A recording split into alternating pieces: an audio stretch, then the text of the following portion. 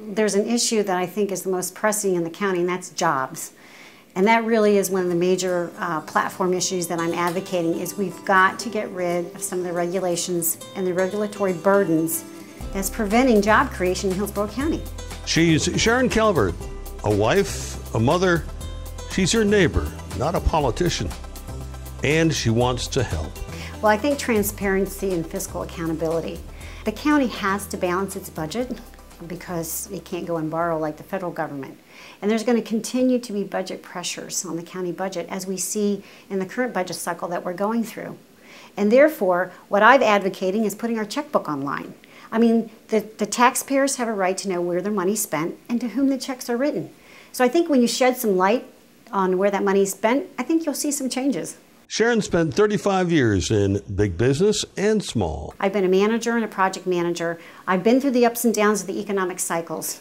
So I understand what you have to do actually when you are in a downturn and when you actually have to address and be able to downsize in your own life. When her neighbors started losing their homes, businesses, and jobs, she realized it was time to get involved. I have been a taxpayer advocate for the last 3.5 years.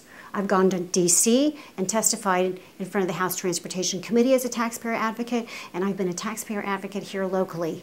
And I think that's a huge difference between myself and my opponent. More specifically? Well, in 2010, I became involved in a local issue, and it was the sales tax referendum for the light rail. And we successfully helped defeat that. I took a lead position on that, where we went out and educated the voters. And again, we successfully defeated, to me, a light rail boondoggle in 2010. Downtown Tampa special interests had more than $1 million to sell light rail. Sharon and her friends privately raised $25,000 to fight it. That's absolutely right. There was a pro-rail marketing campaign, but we did a grassroots campaign at the local level. And I think when voters actually understood what it is they were voting for, they didn't want it. Getting Hillsborough's fiscal house in order starts with zero-based budgeting. And zero-based budgeting helps you to find waste, because you really do have to defend the budget and make sure you're successful with the dollars that you're using. There's a 28.3% gap in the capital improvement budget for fiscal year 13 to 17. And if you looked at the revenue sources versus the expense side, the revenue side for that gap is unknown at this time. We got to get our county working so people can stay in their homes, so that our property values will come back, but they're not going to come back in the near future. Is also, we got to look to see that, or realize that the money that has flowed from the federal government to the local municipalities is not going to continue at the rate that it has, especially depending on the outcome of this election in November. It's going to be pressure, and there's going to have to be bold decisions made. We got to get back to the core of what the county government does. While Sharon respects her opponent's 20 years service, as our founding fathers did, she believes citizen legislators can represent Hillsborough County better than career politicians. Well, he was in the state legislature for 18 years, and during that time, while our state population grew about 20%, our budget doubled. So we have issues that we're dealing with today as a result of spending at the state level.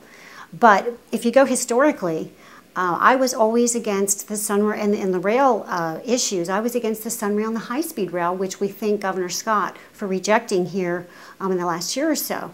My opponent was for that. In waste management, that was another local issue that we took on last year. It makes common sense to put a $500 million contract out for a transparent bid.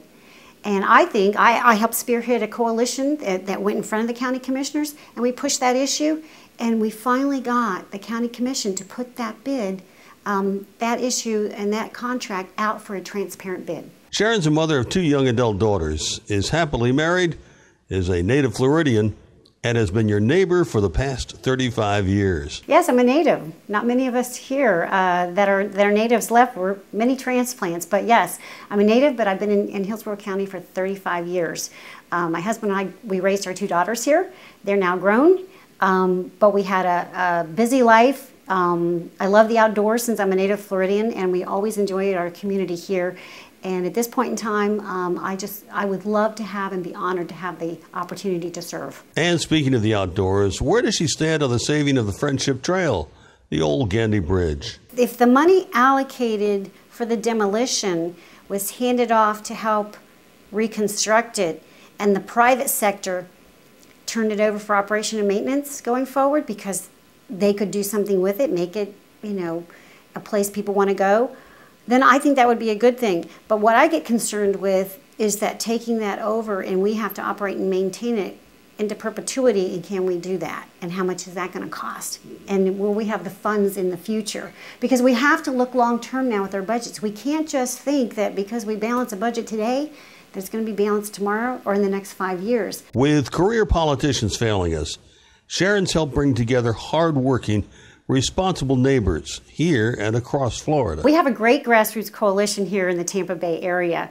whether it's Hillsborough County, Pinellas County, Pasco, our friends in Sarasota, Manatee, Polk, and the Florida Alliance. We're part of a coalition of 120-some leaders in the state of Florida, and I think we made a difference in 2010 in the election, and we're going to make a difference in 2012. Ready to roll up your sleeves and take back Hillsborough County government? Volunteer to help. I'm Sharon Calvert, and I'm running for Hillsborough County Commission District 2.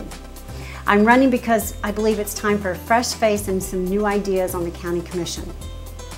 I believe that we can take those founding principles to our County Commission level, and that when we reform our communities, we will help to reform our country and take back our country.